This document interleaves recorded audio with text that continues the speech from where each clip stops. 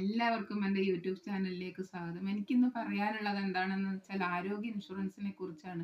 ഞാൻ ആരോഗ്യ ഇൻഷുറൻസ് എടുത്തു വെച്ചത് കൊണ്ടാണ് എനിക്ക് ഇന്ന് കീമോയും റേഡിയേഷനൊക്കെ നടത്താൻ കഴിഞ്ഞത്. എന്നെപ്പോലെയുള്ള സാധാരണക്കാരിക്ക് അങ്ങനെ ഒരു ഇൻഷുറൻസ് എടുത്തു വെച്ചില്ലായിരുന്നെങ്കിൽ ഇതൊന്നും സാധിക്കുമായിരുന്നില്ല. ഞാൻ ഹോസ്പിറ്റലിൽ കിടക്കുമ്പോൾ എത്രയോ ആളുകൾ അവിടെ ഇൻഷുറൻസ് ഇല്ലാതെ ബുദ്ധിമുട്ടുന്നത് ഞാൻ കണ്ടിട്ടുണ്ട്. ഗവൺമെൻറ്റിൻ്റെ ഏത് പദ്ധതി വന്നാലും നമുക്കത് ഉപകാരപ്പെടുമോ ഇല്ലയോ എന്നല്ല നമ്മൾ ചിന്തിക്കേണ്ടത്. അത് ഇന്നല്ലെങ്കിൽ നാളെ നമുക്ക് ഉപകാരപ്പെടുമെന്ന് തന്നെ നമ്മൾ ചിന്തിക്കണം. കാരണം എന്താണെന്ന് വെച്ചാൽ ഒരു സാധാരണക്കാരന് ഒരു ഇൻഷുറൻസ് ഉണ്ടെങ്കിൽ മാത്രമേ ഇങ്ങനെയുള്ള ചികിത്സകളൊക്കെ ചെയ്യാൻ കഴിയുള്ളൂ. അതുകൊണ്ട് ഗവൺമെൻറ്റിൻ്റെ ഏത് പദ്ധതി വന്നാലും നിങ്ങളത് എടുക്കാൻ ശ്രമിക്കണം എന്നാണ് എനിക്ക് പറയാനുള്ളത്. ഈ വീഡിയോ ഇഷ്ടപ്പെട്ടെങ്കിൽ നിങ്ങൾ കമൻറ്റ് ചെയ്യുക, എനിക്ക് ലൈക്ക് ചെയ്യുക.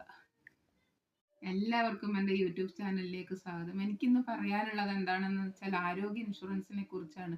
ഞാൻ ആരോഗ്യ ഇൻഷുറൻസ് എടുത്തു വെച്ചത് കൊണ്ടാണ് എനിക്ക് ഇന്ന് കീമോയും റേഡിയേഷനൊക്കെ നടത്താൻ കഴിഞ്ഞത്. എന്നെപ്പോലെയുള്ള സാധാരണക്കാരിക്ക് അങ്ങനെ ഒരു ഇൻഷുറൻസ് എടുത്തു വെച്ചില്ലായിരുന്നെങ്കിൽ ഇതൊന്നും സാധിക്കുമായിരുന്നില്ല. ഞാൻ ഹോസ്പിറ്റലിൽ കിടക്കുമ്പോൾ എത്രയോ ആളുകൾ അവിടെ ഇൻഷുറൻസ് ഇല്ലാതെ ബുദ്ധിമുട്ടുന്നത് ഞാൻ കണ്ടിട്ടുണ്ട്. ഗവൺമെൻറ്റിൻ്റെ ഏത് പദ്ധതി വന്നാലും നമുക്കത്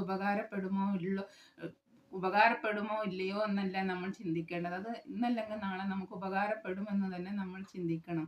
കാരണം എന്താണെന്ന് വെച്ചാൽ ഒരു സാധാരണക്കാരന് ഒരു ഇൻഷുറൻസ് ഉണ്ടെങ്കിൽ മാത്രമേ ഇങ്ങനെയുള്ള ചികിത്സകളൊക്കെ ചെയ്യാൻ കഴിയുള്ളൂ. അതുകൊണ്ട് ഗവൺമെൻറ്റിൻ്റെ ഏത് പദ്ധതി വന്നാലും നിങ്ങളത് എടുക്കാൻ ശ്രമിക്കണം എന്നാണ് എനിക്ക് പറയാനുള്ളത്.